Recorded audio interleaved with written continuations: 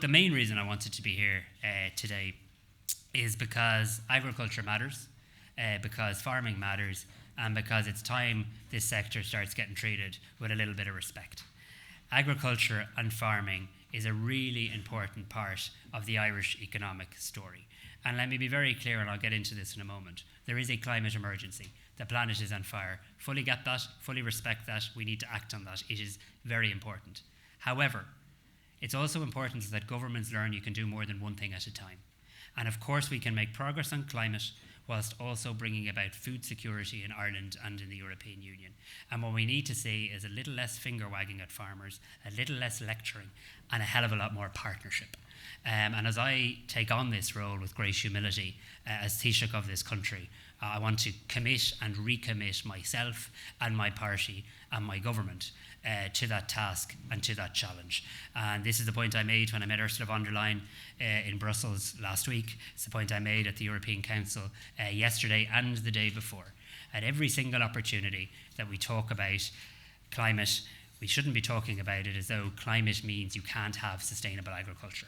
In fact, if we look at the record in relation to emissions, we already see agriculture is playing its part. And in fact, there is often a disproportionate focus on agriculture rather than other sectors of the economy that aren't making as much progress too. So yes, we all know farming has to transition. We all know there's changes coming. We all know there's more changes required. Farmers get that. But what they don't need is a lectury tone from Dublin about climate, and I want to commit to never falling into that trap as Taoiseach as well, because we value your work.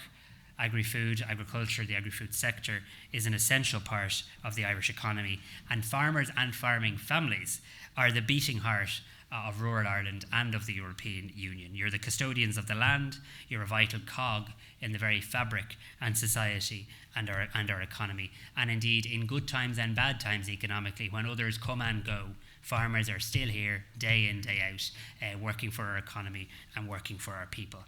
I'm also really conscious that this year has been a brutal year for farmers, that the weather has posed an incredible degree of challenge, pain, mental health pressures, stress, anxiety. I know you're flat out. I know you're trying to go hell for leather while you can in an extraordinarily difficult weather situation. And I know it very much feels like a salvage mission.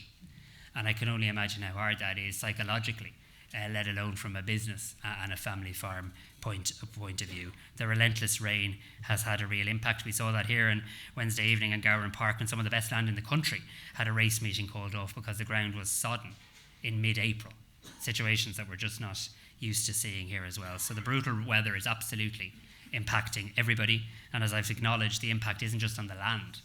The impact is on the farmer and their family, physically and mentally. So from meeting and talking with farmers in recent weeks, meeting with more today, it's very clear that we need to act.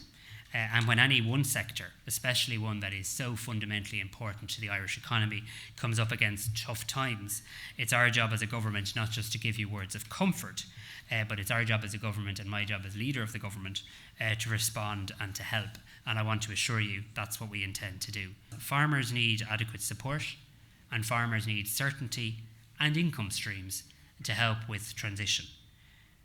We need to be allies in relation to this. I acknowledge the farming community has already acted. There isn't a farmyard in the country that has not taken action on these issues in recent years, and we should acknowledge that. And I absolutely understand that there is a sense of frustration and a sense of anger from farmers that they've been on what they believe to be a constant treadmill of change over the last 5 years, and a sense that their sector gets spoken down to or that is no longer valued to the same extent as it once was. And I know from my conversation with European colleagues as recently as yesterday, this is a feeling felt by farmers right across the European Union. It's not good enough and it can't be allowed to continue.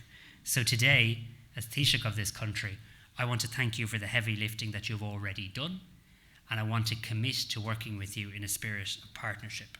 I want to sit down, I want to work together, I want to say this is what we do need to do together, there's no sugarcoating that, but how do we make it actually happen?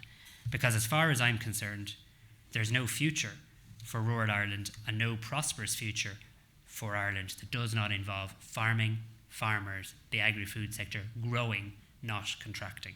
And by working with you, we'll ensure that farmers can earn a decent income whilst protecting the environment.